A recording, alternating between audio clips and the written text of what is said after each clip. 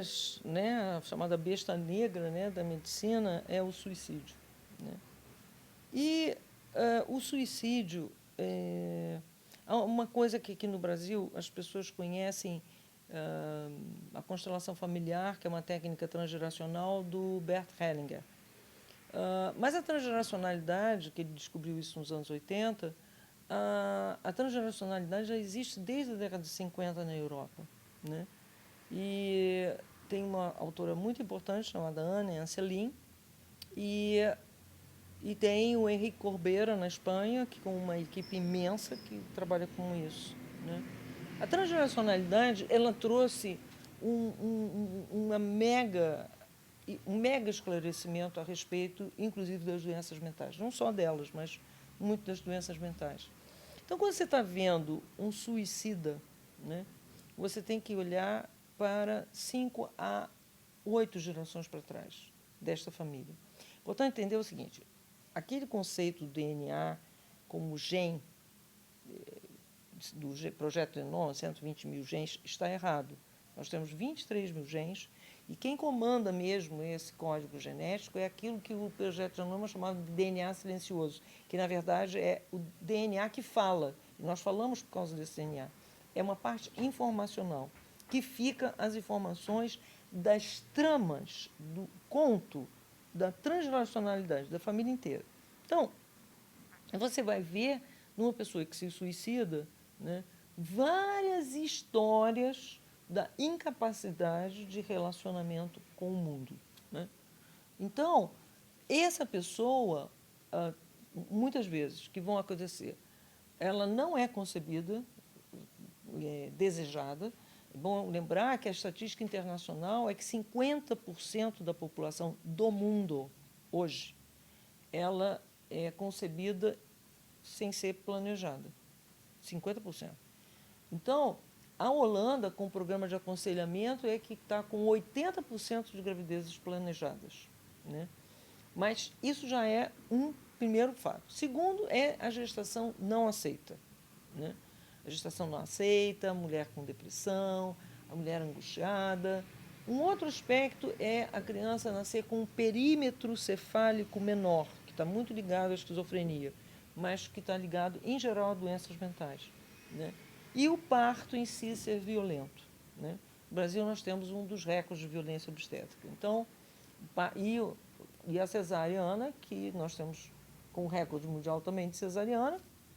Eles dizem que nós não somos o recorde, porque tem Chipre primeiro, mas Chipre é aquele tamanhinho, né? E nós somos esse tamanhão. Então, na prática, eu acho que a gente pode dizer que nós estamos em primeiro lugar mesmo. E a cesárea é uma violência absurda para o bebê que nasce, né? Nos renascimentos, isso é percebido. Vocês têm uma ideia, num renascimento, tirar uma pessoa, por exemplo, de uma banheira do renascimento, ela exala, não interessa que idade ela tem, ela exala a substância que ela tomou no parto, às vezes de deixar tonto o renascedor, né? Então, isso do suicídio é uma coisa que praticamente responde a um programa, mas um programa que veio antes do nascimento. Muitas vezes a mãe, quando a mãe faz cesárea, numa proporção absurda, ela tem depressão puerperal, né? A Amy Gaskin, que é uma grande parteira americana, na estatística dela, ela tem uma casuística de 0,004% de pessoas com depressão puerperal, né, para os 20 e tantos por cento nos Estados Unidos, e aqui nós estamos com uma estatística maior, né, por causa da quantidade de cesárea. Porque a cesárea atrapalha o vínculo mamífero, né? Os animais que têm um parto cesáreo, eles dificilmente reconhecem aquela cria como sua cria, né? Então, essa sensação que esse bebê tem de estranhamento, de não ser desejado, de não ser amado, e se a mãe entrou em depressão puerperal, vai criar uma lesão de amígdala cerebral que fica pro resto da vida se nada se fizer, né? E que impede do impulso agressivo, que pode impedir do relacionamento ou a capacidade, especialmente, que a amígdala cerebral dá, de empatia, o poder da empatia, né? Então, tudo isso, esse distanciamento, isso tudo faz o quadro, né? Então, Aí, quando a gente está vendo os suicidas, a gente está vendo uma coisa que foi programada para acontecer. Não é nenhuma, quase que não é uma surpresa que ocorra se não se fizer nada para impedir, né? Do mesmo modo a esquizofrenia, do mesmo modo o autismo, né? O autismo, na verdade, também tem uma transgeracionalidade. Nunca se pode pensar em psiquiatria sem pensar em transgeracionalidade. Doenças psiquiátricas são sempre transgeracionais, né? Você tem que ver a árvore genealógica, quais são as histórias dos membros dessa árvore. E lembrar que, quando um casal casa, na verdade, eles estão meio que na mesma frequência. As histórias são muito parecidas, que ambos carregam, né? Só que, geralmente, uma história é conhecida, a outra não. Mas pode ver que acaba dando tudo muito parecido. E essa pessoa, ela, por exemplo, a mãe deprimida, a criança vai ficar deprimida, vai ser um adulto deprimido, a falta de elan de vida, falta de cuidado da mãe, porque está deprimida, ou porque não queria aquela criança. Então, essa pessoa vai criar uma mentira pessoal. A mentira pessoal, é preciso entender o seguinte: as 2 horas antes do nascimento e as 2 horas depois vão criar uma impressão duradoura para sempre. Então, é aí que se estrutura a mentira pessoal de alguém. Eu não sou amado. Ponto. É um indivíduo que vai se suicidar, por exemplo, né? Então, é importante reconhecer a mentira pessoal. E nem é complicado. Você pega lá, você, seu pai, sua mãe, seu cônjuge, faz uma lista do que você gosta e do que você não gosta. E vai ver que alguns adjetivos se repetem, se repetem, se repetem. Constitui uma redação sobre isso até virar, sintetiza, até virar uma frase. Descubra a sua mentira pessoal. Eu não sou amado, eu não sou merecedor, coisas desse tipo. Bom, nada foi feito. Nada foi feito porque o que a psiquiatria vem fazendo há muito tempo, Pinel libertou, né, teoricamente, ou historicamente, os doentes mentais, mas eu não vejo que eles tenham se tornado libertos. Há uma indiferença sobre eles que está forte na atualidade. E tudo se resolve com remédio, que não resolve nada, né? É importante lembrar que em 1985, desde a década de 50, os russos já haviam descoberto sobre efeito placebo. Mas na década de 85 foram testados esse efeito placebo, né? Ou seja, eu dou água com açúcar para uma pessoa ou eu dou uma substância que trataria aquela doença, né? Quem toma não sabe o que está tomando, quem enfermeiro que está dando não sabe o que está dando, por isso se chama ensaio duplo cego. E hoje em dia, com tudo que o Rupert Sheldrake trouxe sobre intenção, eu chamo de ensaio triplo cego, porque quem está fazendo a pesquisa também não está sabendo o que está fazendo. Então, mas, enfim, o efeito placebo, esse efeito foi visto, por exemplo, nos anos 80, basicamente 85, isso foi um escândalo que foi abafado bastante, que os antidepressivos, todos os antidepressivos, eram placebo. Placebo é um efeito de 36,6%. Então, qualquer substância, em qualquer doença, água com açúcar, terá este efeito. Bem, aí o que foi que a indústria farmacêutica, nenhuma novidade, né, criou? Uma nova doença. Aí foi síndrome de pânico, foi toque, DDA, atualmente bipolaridade, não obstante a mania ter sido uma coisa praticamente desaparecida desde depois da Segunda Guerra Mundial. Mesmo assim, é o que se faz. E o paciente não responde a 1, dá 2, não responde a 2, dá 3, não responde a 3, dá 4. O que é que tem que ser feito? Tem que se resolver o problema na raiz. Tem que se melhorar. Eu escrevo carta para minha interdição de relacionamento, para os meus ancestrais. Escrevo e queimo. Com isso, eu mudo o DNA. Gente, o DNA, ele responde a comando de voz. Se ele, na Rússia, foi trabalhado pelo Piotr Garjajev, que é o grande biólogo do mundo, talvez o maior, que descobriu tudo isso sobre DNA, ele conseguiu curar pessoas que tinham sido irradiadas por Chernobyl. Então, veja bem, só mexendo o comando de voz, em cima do DNA. Então, você pode perfeitamente falar lá sobre o tataravô, bisavô, nananá, que abandonou não sei quem, a maldição de alguém, ou, enfim, qualquer coisa, você pode chegar, escrever e queimar. Puf, presta atenção nos sonhos. Porque os sonhos vão trazer há quanto tempo remonta aquele problema? 150 anos, 200 anos? E o campo da família vai mudar. Então, é importante entender, tudo tem conserto. As situações transgeracionais, as situações de nascimento. Tudo tem conserto. Nada vem do nada, do acaso aleatório. Tudo essas palavras são século XIX. Não tem nada a ver mais com o século XXI.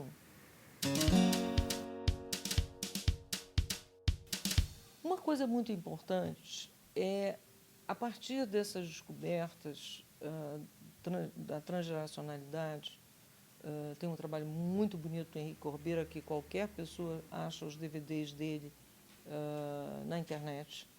O trabalho dele, importante, ele fez um trabalho fantástico em Cuba durante 3 anos, onde praticamente Cuba não tem remédio, né?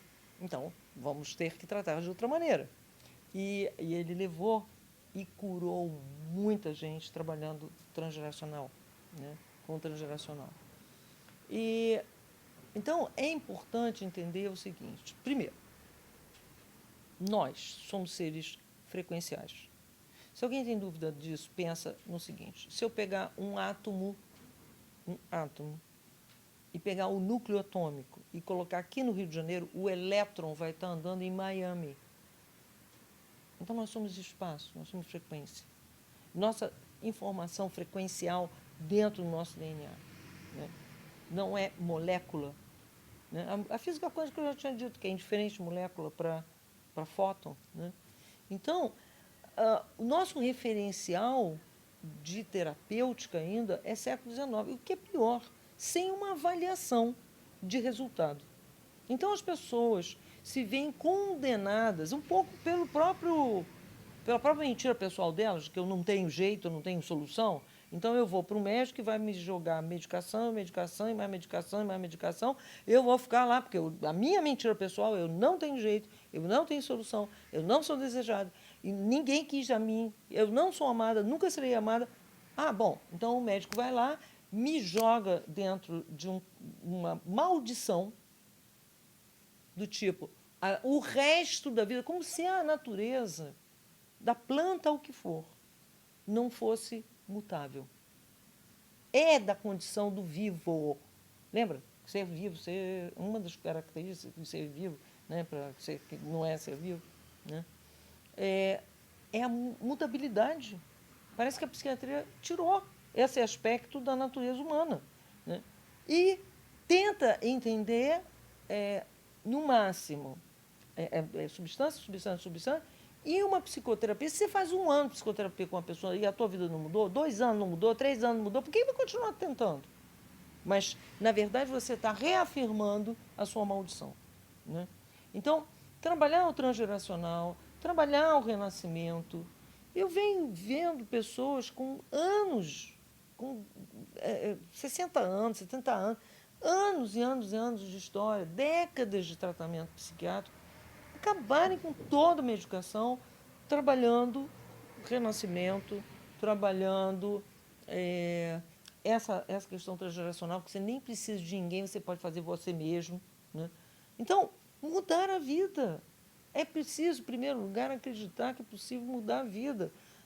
É importante entender que o antidepressivo é a segunda medicação mais vendida no planeta, com resultado pífio, e sendo, além de tudo, um placebo.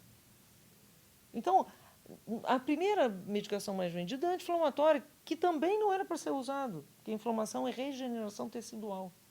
Deveria ser usado uma arnica 5-CH para acelerar a regeneração tecidual, mas não para parar a regeneração, que aí tudo fica mais demorado. Precisa entender que existe um interesse da indústria farmacêutica e existe um interesse sobre cada indivíduo em relação à sua vida. Então, o Henrique Corbeira, que vocês podem encontrar material sobre ele, fala muito sobre transgeracionalidade. Veja bem, é técnica conhecida na Europa desde a década de 50. da mesma maneira que as técnicas de renascimento também são conhecidas na Europa desde a década de 50. Aqui no Brasil, a psiquiatria é cool, é bonitinho, os médicos dizerem, eu sou cético. Na verdade, a palavra correta seria ignorante. Né? Por quê? Porque existe teoria das cordas, né? O DNA está por aí. Né? Existe física quântica, quer dizer, não há diferença entre partícula e fóton. Portanto, todas as questões frequenciais, como a teoria das cordas mostrou, tudo é frequencial.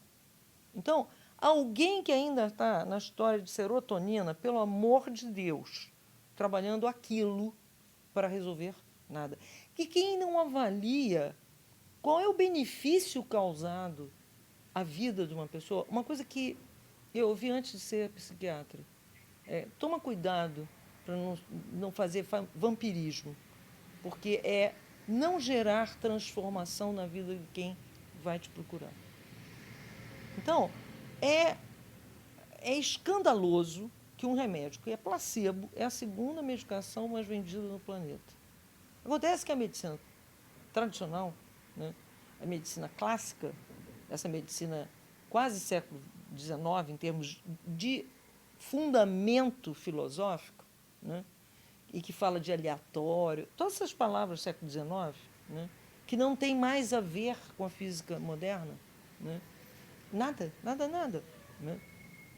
Mas que essa física moderna, os conceitos dessa física moderna, não foram incorporados dentro das faculdades de medicina, essa que é a verdade. Né? Então, e fica bonito o médico dizer que é cético. Quer dizer, ele não sabe nada de física. E a física não pode ser uma coisa completamente diferente. E a própria biologia moderna é aquela coisa. Quantos livros de medicina falam do Piotr Gurdjieff ou dos Carms, eslovenos, que estudaram profundamente DNA? Então, ainda se está com o conceito de DNA de muitas décadas para trás. Então, as teorias e as práticas, sobretudo, as práticas com resultados significativos. Porque aí que está. Versus uma coisa que são histórias tristes, baseadas nessas mentiras pessoais, porque os pacientes vêm com essa mentira pessoal, vai encontrar um psiquiatra que também acredita nessa mentira pessoal, que acha mesmo que aquela pessoa não tem saída, não tem solução, vai passar um remédio e nem vai ficar questionando se 1 ano, 2 anos, 3 anos, 4 anos. E detalhe, o antidepressivo, ele não tem eficácia terapêutica, é um placebo, mas tem efeito colateral. E a vida da pessoa vai degenerando, degenerando, degenerando, em 1000 queixas, que são contempladas com mais medicações. Então, espera aí, como é que fica a qualidade? E o meu compromisso como profissional da qualidade de vida do paciente que eu estou tratando. O paciente, muitas vezes, ele não é capaz de questionar isso porque ele está vivendo a maldição. Ele e mais a família dele. Muitas vezes, ele foi concebido indesejado. A família já o vê como uma figura indesejada. Começa, às vezes, da mãe. É um problema na vida dela. Então, já coloca isso. E isso tudo não é revisto. Não há uma atitude de procurar as técnicas. Veja bem, o Brasil parece uma ilha, não sei em que universo. Porque do que eu estou falando são coisas, muitas delas, da década de 50, em vários países, desde a Europa até a América. Como continua nada disso ser falado em faculdade de medicina, nada disso ser falado em residência médica, nada disso ser falado em pós-graduação, não sei. Eu não tenho explicação para isso. Há um conservadorismo. Eu vejo assim, no tal do ceticismo, eu vejo um conservador. Uma pessoa que pensa, que parece um Highlander andando pelo tempo, vindo do século XIX. Mas é uma pessoa que não está atualizada com o que acontece na própria história da psiquiatria. Como se a história da psiquiatria se resumisse aos panfletos da indústria farmacêutica. Ou aquilo que a indústria farmacêutica paga para sair nos últimos tratados. todos em papel couché, que ninguém suspeita, como que é caro no Brasil se publicar livro, portanto, de onde que saiu tanto dinheiro, como é que é isso? Não se questiona, mas se diz que eu sou cético. Então, vai falar com Max Planck, tenta lá numa sessão espírita, quem sabe, né?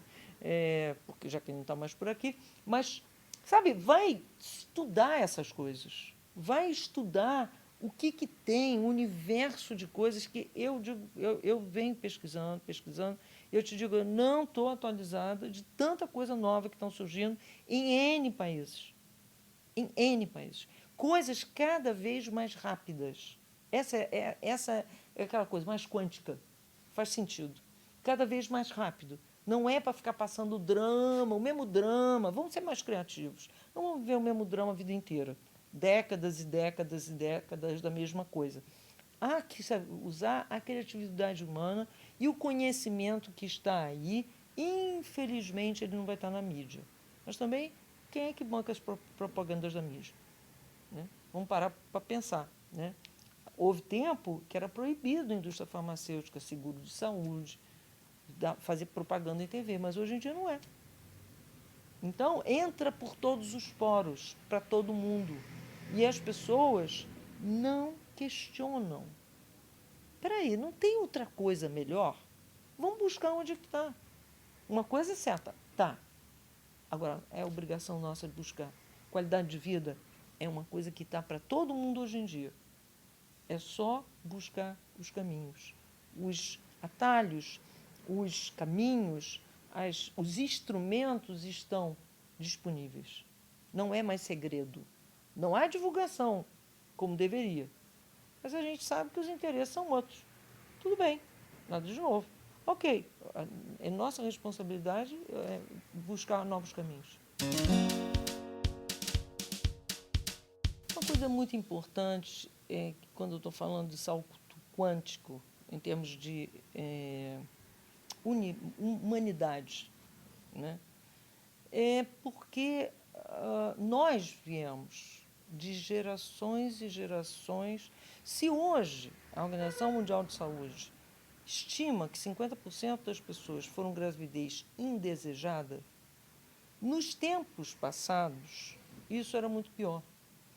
A psicohistória, ela fala que na idade do gelo 50% das crianças eram assassinadas pelos seus pais. Então, o infanticídio é uma prática que veio vindo até entre tribos durante muito tempo. Né? Ou dar a criança para uma outra cidade para ser aleitada. Aleitamento materno, desde a época do Egito, não é feito por mulheres ricas. Enfim, todas esses dramas estão no nosso DNA, vindo das histórias dos nossos ancestrais feridos. É preciso entender o seguinte, básico. Todos nós carregamos uma criança ferida, hoje. Por quê? Na verdade, a concepção da maioria não foi desejada, muito menos planejada. A gestação foi de qualquer jeito, com um excesso de instrumentalização, não obstante, por exemplo, o ultrassom, né, que é praticado muito no Brasil, que já não é mais praticado muito no resto do mundo, porque se sabe que causa um efeito térmico, a criança sente queimar a pele, o efeito cavitário, explode neurônio, e um efeito de radiação. A própria Associação Americana de Ultrassom não mais sugere ultrassom de rotina. Fora isso, a imagem é imprecisa, mas é imprecisa na ordem de 50%. Mesmo assim, nós torturamos crianças. Nós torturamos crianças ao nascer, tirando o vernix caseoso dela, que é a camada de proteção que a natureza bolou por uma criança que estava só na água e agora vai para o meio com atmosfera, com raio solar. Né? Nós arrancamos. Né? A violência nos primeiros atos de condução com os bebês, isso vem vindo desde que o parto, em 57 no Brasil, em debalde no mundo inteiro, foi levado para o hospital. Né? Então, não é porque morresse mulheres, não morriam. Né? Em 57, foi fechado o serviço com 0 de óbito, mãe e filho. E foi todo mundo levado para o hospital. Mas aí as pessoas passaram a contrair seguro de saúde com pouca idade, né? E a indústria farmacêutica riu de orelha a orelha. Porque, em média, uma mulher que faz, por exemplo, cesárea tomou 17 drogas, né? Então, ganham todos os grupos corporativos e perde a população. Mas nós viemos de uma sociedade onde o abuso sexual em criança era normal, tinha livros desde a época de Roma sobre isso. Então, nós todos carregamos uma história pesada. O que é que a gente pode fazer para mudar isso? Primeiro, é real. A criança que é concebida com consciência, ela é muito mais saudável. Física, mental e espiritualmente, né? A gestação sobre alegria, mas isso a Marion Diamond já provou isso com um estudo com rato. O cérebro é maior, tem muito mais redes de conexão, né? Então, um parto digno não é nascer sobre a marca da violência ou da indignidade, mas é nascer sobre a marca do amor. Aquilo que o Le Boyer fala, né? É obrigação nossa fazer as crianças nascerem bem, né? Então, esse momento há de mudar essas histórias. Mas o que acontece? Quando uma mulher hoje gesta, muitas das vezes, ela não vai dizer para o filho, eu não quis você. Ela acabou aceitando, mas não era um momento propício, muitas vezes, né? Então, daí que aquela criança não está bem, porque ela sabe. Ela sabe. Então, não está bem, aí então finge conta que as infâncias todas foram felizes, que tudo estava bem. Mas só que a mãe tem uma criança ferida enorme. Quantas vezes a gente não vê nas dinâmicas familiares os filhos tendo que ser mães das filhas, das mães? Ou tendo que ser aquela pessoa que dá apoio ao pai ou à mãe, porque o outro cônjuge é quase que um zero à esquerda, né? Essas histórias familiares são histórias de muitos e muitos e muitos tempos, né? O que acontece é que nós temos que tomar consciência da nossa história ancestral. Nós temos que tomar consciência real da nossa história desde a concepção. Aí sim, só há possibilidade de transformação quando existe consciência. O resto tudo é mentira. São as mentiras da nossa criança ferida. A nossa criança ferida foi ferida no hospital, a nossa criança ferida que foi ferida numa concepção indesejada, numa gestação que a mãe passou até o 3º mês de gestação sem saber se tirava, se não tirava, se tirava, se não tirava. Se não... E a criança sabe. A criança sabe. Ela vive, a criança vive a mesma emoção da mãe em tempo real. Vocês têm uma ideia disso? Uma pesquisadora brasileira na Austrália, a Inês Correia, pegou aquele filme A Escolha de Sofia para provar isso. Já sabia que os fetos ouvem, veem. Então, ela tapou a barriga da criança e botou uma auricular na mãe. Bom, aí ela passou o filme. Quando a cena aparece que a mãe tem que escolher qual filho que vai morrer, todas as crianças começaram a se desesperar dentro da barriga. E elas não tinham ouvido nem tinham visto. Elas estavam reagindo de forma à emoção direta da mãe. Então, a mãe não tem licença maternidade nesse país, então a mulher está grávida, ela está sofrendo xingamento no metrô. Ela está sendo desrespeitada todo dia, toda hora, por causa da criança ferida das pessoas, cujas mães também foram desrespeitadas quando estavam na barriga da mãe, né? A Organização Mundial de Saúde admite que as mulheres sofrem mais agressão ao longo da vida do que os homens. E quando sofrem agressão, estavam grávidas. Então, é importante que a sociedade tenha um outro olhar. A criação de centro gestacional. Uma mulher não tem que estar em ambiente de trabalho nenhum. Ela tem que estar protegida pela sociedade durante a gestação. Ela tem que ter dignidade ao parir. Então, no meu entendimento, se a ciência do início da vida é uma matéria obrigatória no 2º grau, no 3º grau, as pessoas se preparam, se curam suas crianças feridas, se preparam para uma maternidade e paternidade consciente. Porque a maternidade não é consciente, a paternidade tampouco. As pessoas vão quase que implodindo dentro de si, porque eu acho que, no fundo, se a gente pode falar de todas as doenças mentais, é uma implosão. É uma implosão de uma insatisfação, às vezes ancestral, às vezes secular, dentro daquela família. Então, é alguém que diz, eu desisto, eu jogo a toalha, não dá certo, essa família não dá certo. Nós podemos fazer todas as famílias dar certo, desde que exista informação adequada. Não há razão para adoecimento. Há um pedagogo búlgaro, Ivanov, que ele falava em 1939, se for feito isso, se os estados tomarem este cuidado, né, sobre a preparação para a concepção, gestação, em 3 gerações, 75 anos, você pode fechar todos os hospitais e todas as penitenciárias. Com a experiência da Holanda e da Escandinávia, a gente está vendo que é até antes. Que já em 15 anos na Suécia e em 13 anos na Holanda. Já fechou penitenciária, já fechou, e está diminuindo o hospital. Está diminuindo a necessidade, a demanda hospitalar. Então, é real. Nós não estamos condenados a serem infelizes. Não estamos condenados a viver mal.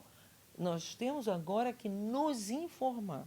Por isso é tão importante. Vai lá no Avaz, pega a petição para escrever para o MEC, para fazer obrigatório esse conhecimento, porque isso é a nossa possibilidade de trazer filhos para o mundo com plenitude física, mental, espiritual. É a nossa possibilidade de usufruir da vida de uma forma maravilhosa, amorosa. Nós fomos desenhados como criaturas. A gente fala assim, o homem foi feito à imagem e semelhança de Deus. Qual a imagem? Que semelhança? Cadê amor? Cadê plenitude? Cadê brilho? Cadê criatividade? As coisas que definiriam Deus, a figura arquetípica de Deus. Nós não temos. Aí, tem que ser um vale de sofrimento. Não tem que ser, não. O vale de sofrimento ele vai até a página 10, ou seja, ele vai até o momento que nós não temos consciência. A gente só repete o que nossos ancestrais já vivemos. Agora, de posse disso, um jovem, 2 jovens, hão de se tornar felizes casais que vão trazer para esse mundo uma criança feliz. É basicamente a ideia da ciência no início da vida, é essa. Muitas vezes eu ouço as pessoas, quando elas começam a escrever cartas para os ancestrais, emergirem uma raiva muito grande. Dentro da técnica de constelação familiar, do Hellinger, ele fala muito que você tem que honrar pai e mãe, tarará. Eu não me preocupo com isso, não. Porque quando eu limpei a mágoa, quando eu lavei essa mágoa, né, naturalmente eu vou ficar grata. Quando eu amo, quando eu atinjo a minha capacidade, meu centro de amor. Não me preocupo com isso. Olha só, está com muita raiva, tem muita coisa para escrever. Escreve quem? Né? E entender que nós somos filhos de uma genealogia de pessoas feridas e, no Brasil, abusadas. Inclusive abusadas sexualmente. São gerações e gerações e gerações e gerações. Na verdade, a criança vive o abuso sexual como o abandono da mãe, não importa em onde que aconteça. Né? E uma mágoa muito grande.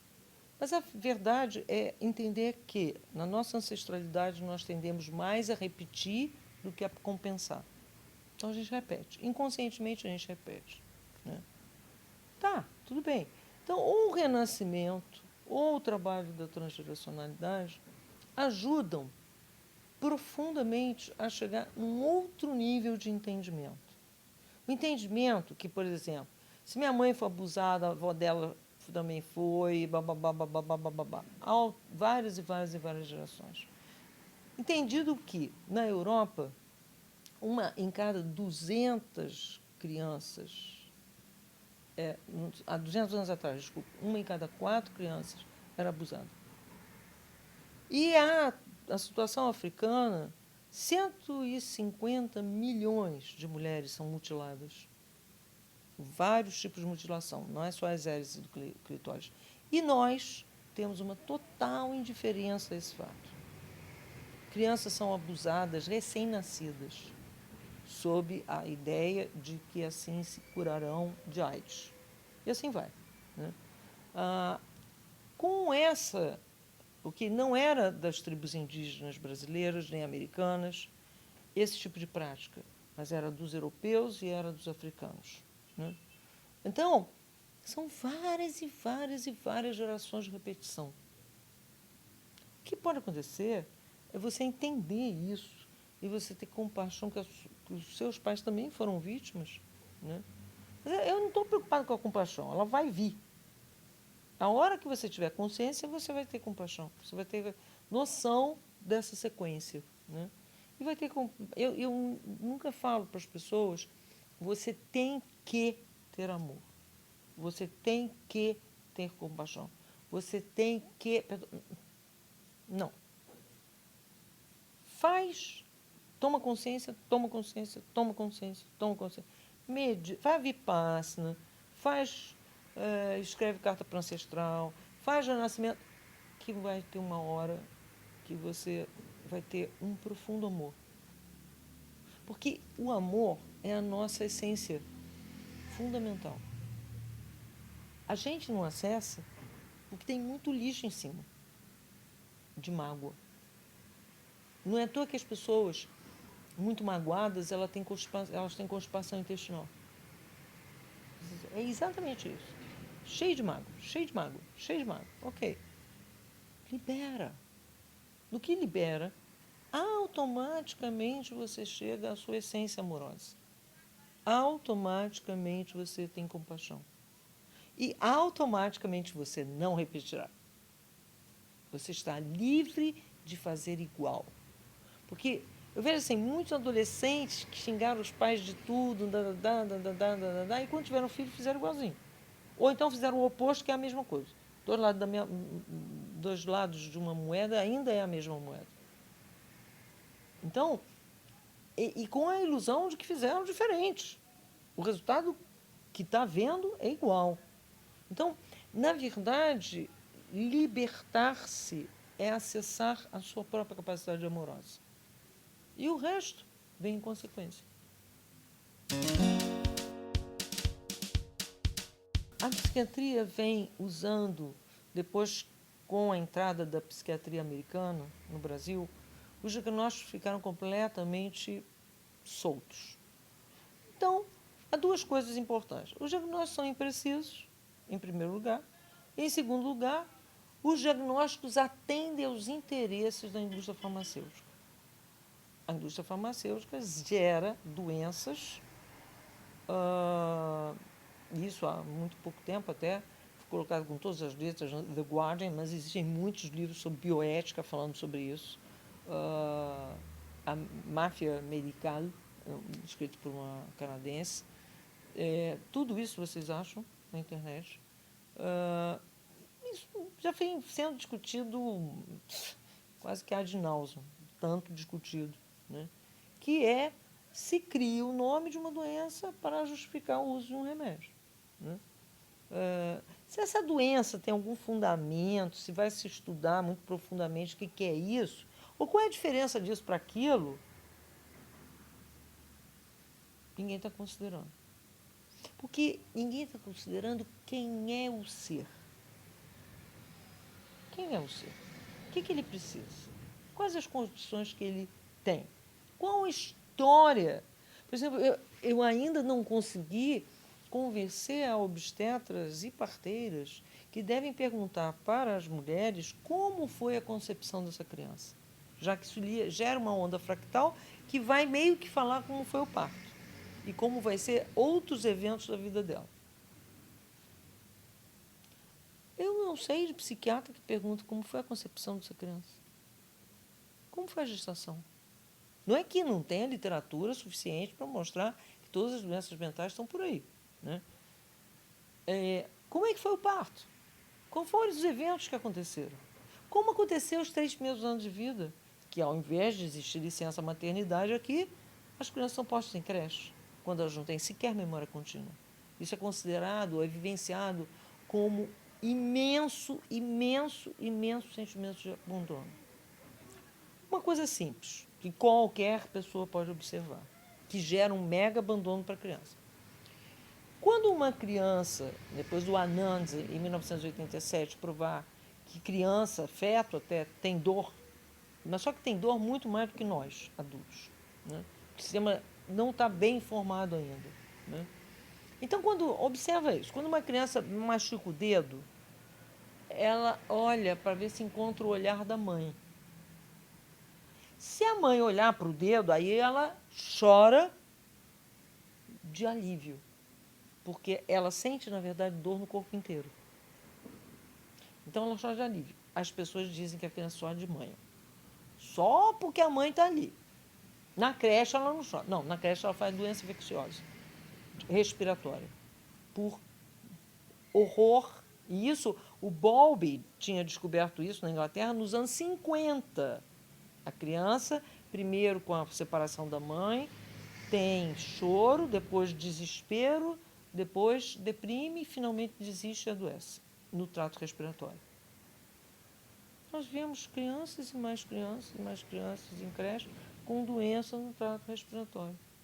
Fato conhecido há muito tempo, antes mesmo de se conhecer, em 81, a nova medicina germânica do Reich, do Hammer.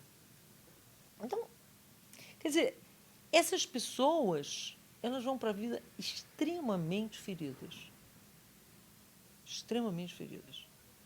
Mas como fica legal, dia do pai, dia da mãe, a gente dizer que eu amo meu pai, eu amo minha mãe, né?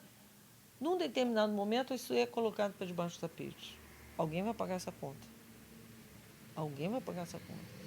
Quando chega a emergir na adolescência, a criança não ouvida entre 0 a 3 anos, quando emerge, não há escuta.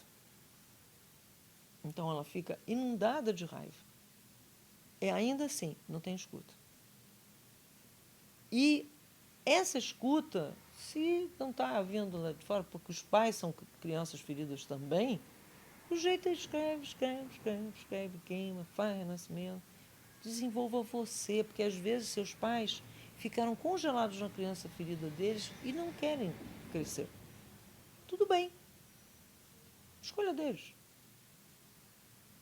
Faz você por você. Seja você a pessoa que busca. Mas buscar, entenda, não é tomar pílula. Buscar não é dizer, tenho esse diagnóstico. Buscar é outra coisa. Buscar é se ouvir. Essa escuta que é fundamental. Uma coisa muito importante é a prática de meditação. Eu costumo dizer que a pessoa, às vezes, está tão fora do seu centro que cair si, cai fora, de tão descentrada que está. Por quê? Porque na nossa cultura, meditar é para místicos. Eu não preciso ouvir meu eu superior. Ele me fala todos os dias em sonho. Mas eu não preciso prestar atenção no sonho. É uma bobagem. As pessoas acreditam que sonho é uma bobagem. Né? Quando o sonho é uma informação direta do eu superior com você.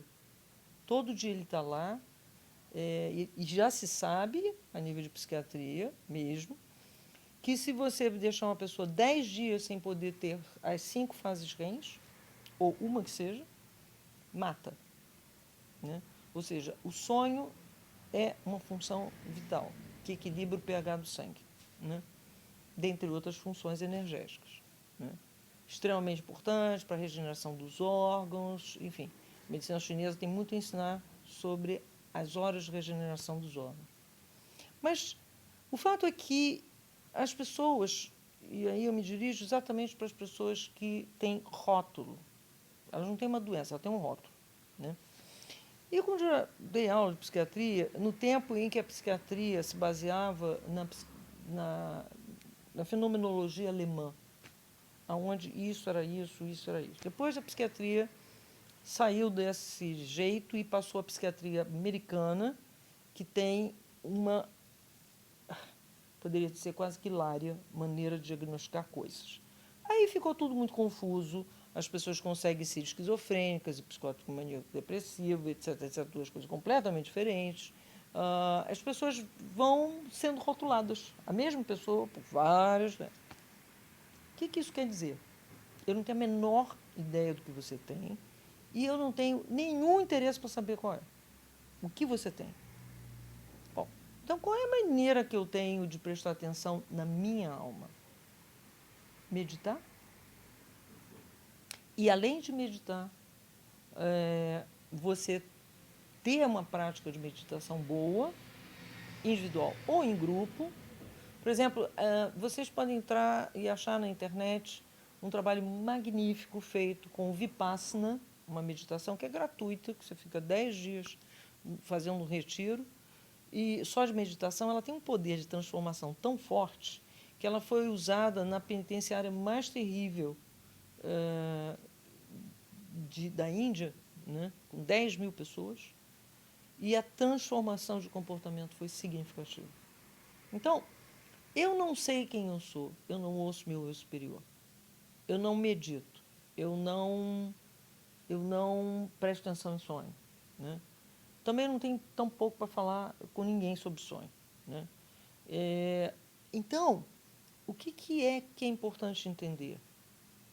Você pode acreditar, se você nasceu com uma que ainda acredita nisso, numa mentira pessoal do tipo eu sou indesejado, ninguém liga para mim, ninguém quer saber de mim, porque do modo geral a medicina vem se constituindo com uma certa indiferença em relação aos pacientes, à vida dos pacientes.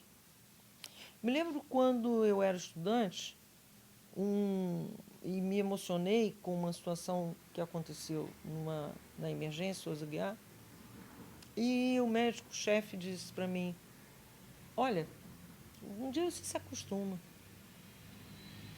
Aí eu disse para ele, o dia que eu me acostumar, está na hora de mudar de profissão.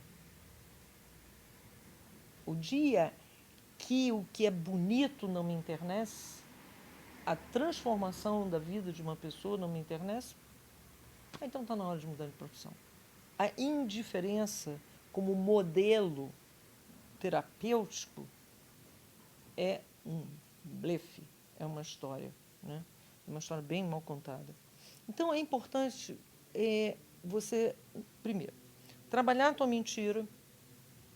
Você é divino, todo mundo é. Você é único e maravilhoso, todo mundo é. E você tem direito a ser feliz, todo mundo tem. Não acredita em quem te conta o contrário. O que você vai precisar é ouvir teu eu superior.